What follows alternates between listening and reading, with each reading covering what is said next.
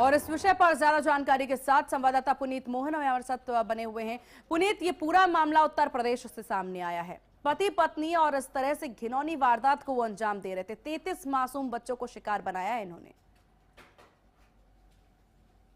देखिए, सीमा सिंचाई विभाग में चित्रकूट में कार्यरत राम भवन और उसकी पत्नी दुर्गावती, जिन्होंने 10 साल तक 3 साल से भी छोटे बच्चों का यौन शोषण किया, यौन अपराध किया और कहीं ना कहीं अपनी काली कमाई करने के लिए बच्चों के साथ जिस तरीके का अपराध किया, 6 साल बाद उसमें फैसला आया है और दोनों को फांसी की सजा सुनाई गई है। देखिए, इनकी जो हैवानियत थी, आप उसे इस तरीके से समझिए कि 3 साल से भी छोटे बच्चों को अपना शिकार बनाते थे। इनके जो बच्चे पीड़ित हैं, उनमें कई को जो आंखों से तिरछा देखने की बीमारी होती है वो हो गई है। कईयों को जघन्य चोटें आई थी जिनको एडमिट कराना पड़ा था। 10 वर्ष तक इनका ये खेल चलता रहा। ये बच्चों को कभी टॉफी देने के बहाने, तो कभी चॉकलेट देने के बहाने, तो कभी ऑनलाइन गेम खिलाने के बहाने अपने घर पर बुलाते थे और उसके बाद इस तरीके के कृत्य करते थे। उसका अश्लील वीडियो बनाते थे और डार्क वेब के जरिए उसको अंतर्राष्ट्रीय पोर्न इंडस्ट्री में सप्लाई करते थे, जहां से इनको अर्निंग होती थी। जिस तरीके का ये कृत्य था, इसमें क्योंकि ये इंटरनेशनल जो चाइल्ड अब्यूज होता है या चाइल्ड सेक्सुअल अब्यूजमेंट होता है, ये इंटरनेशनल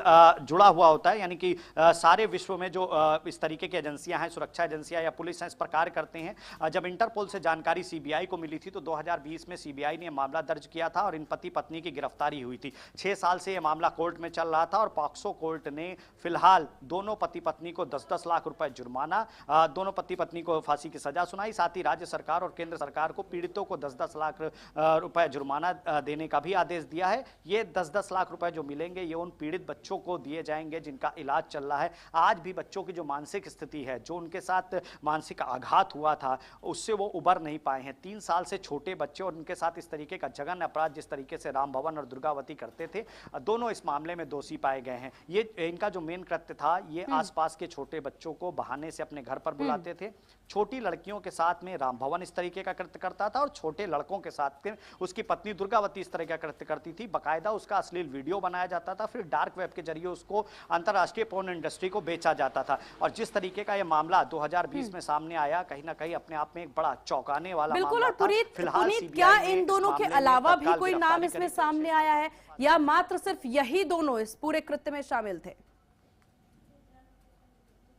देखिए, फिलहाल राम भवन और दुर्गावती ही इसके मुख्य आरोपी थे। इनके किसी भी सहयोगी की कोई भूमिका सामने नहीं आई है। हालांकि बहुत बारीकी से सीबीआई ने इस मामले में जांच करी थी। इनके घर से जो नकदी बरामद हुई थी, तकरीबन 8 लाख रुपए कैश बरामद हुए थे, 12 पेन ड्राइव बरामद हुई थी, हार्ड डिस्क बरामद हुई थी और शायद यही डिजिटल एविडेंस जो मजबूती से सीबीआई ने कोर्ट में रखे। पॉक्सो कोर्ट ने उस पर फैसला लेते हुए इसे रेयरेस्ट ऑफ रेयर केस बताया और कहा कि इन्होंने विश्वासघात किया है, इन्होंने विश्वास को खत्म किया है। इनके जैसे राक्षस अगर दुनिया में रहेंगे तो छोटे बच्चे सुरक्षित नहीं रहेंगे। और ऐसे में कहीं ना कहीं सीबीआई जिस तरीके से लगातार इस मामले में पैरवी कर रही थी, क्योंकि जो बचाव पक्ष के वकील थे, यानी कि जो इनके वकील थे दुर्गावती और राम भवन के, वो लगातार कभी मेडिकल लगाते थे तो कभी तमाम तरीके से डेट लेने का प्रयास करते थे। लेकिन एक मजबूत पैरवी के चलते सीबीआई को इस मामले में सफलता मिली है। अब ये पॉक्सो कोर्ट जहां से ये ऑर्डर हुआ है बांदा की, इससे पहले भी 5 मामलों में फांसी की सजा सुना चुकी है। देखिए, सीधे तौर पर अगर जज सीरियसली किसी केस को सुन रहे हैं और पैरवी मजबूत हो रही, सीबीआई ने जिस तरीके से इस मामले को अपने हैंडओवर किया, उसके बाद इसके डिजिटल एविडेंस मंगाए गए। आप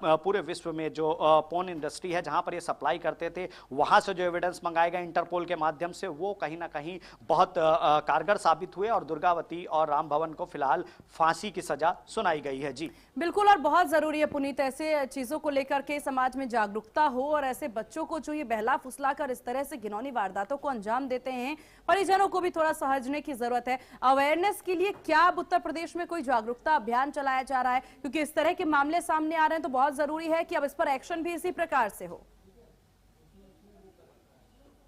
देखिए, अगर हम पूरे भारत की बात करें या उत्तर प्रदेश की बात करें, तमाम तरीके के सामाजिक संगठन समय समय पर बच्चों को अवेयर करने के लिए, उनके परिजनों को अवेयर करने के लिए नुक्कड़ नाटक इत्यादि के माध्यम से लोगों को जागृत करते रहते हैं। इस बात को समझना होगा कि राम भवन और दुर्गावती एक साधारण जिंदगी जीते थे। कोई उन्हें देख करके नहीं कह सकता था कि उनके उन साधारण चेहरे के पीछे इतना भयावह अपराधी छिपा हुआ है। उन्होंने आस पड़ोस के बच्चों को भी नहीं बख्शा था। आप सोचिए कि जिस तरीके से 3 साल से कम उम्र के बच्चों के साथ हैवानियत करी जाती थी और केवल केवल चाइल्ड सेक्सुअल कंटेंट के लिए, उसको पोर्न इंडस्ट्री में बेचने के लिए ये इस तरीके का काम कर रहे थे। राम भवन जो एक अच्छी खासी सरकारी नौकरी पर चित्रकूट में सिंचाई विभाग में जेई के पद पर कार्यरत था, और दुर्गावती उसकी पत्नी थी, दोनों पति पत्नी इस कृत्य में शामिल थे। जब ये मामला सामने आया, उसके बाद जब बच्चों की जांचें होने लगी, कई बच्चों को हॉस्पिटल में एडमिट करना पड़ा, तो पूरे देश को इस मामले ने स्तब्ध कर दिया था। और कहीं ना कहीं ये सोचने वाली बात है कि आस पड़ोस में जो भी इस तरीके के लोग हैं, इनसे अपने बच्चों को सुरक्षित रखने की जरूरत है। परिजनों को भी समय समय पर कहीं ना कहीं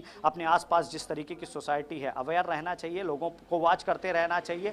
फिलहाल राम भवन और दुर्गावती को उनके किए की सजा मिली है। एकमात्र उपाय है इन जैसे लोगों से बचना, और कानून सख्त हो तो बहुत जरूरी हो जाता है ऐसे लोगों पर एक्शन होना। आपका बहुत शुक्रिया पुनीत, तमाम जानकारी साझा करने के लिए। यहाँ रुकेंगे एक बहुत छोटे से ब्रेक के लिए, जल्द होंगे हाजिर। देखते रहिए आप HNN न्यूज, जुनून सच दिखाने का।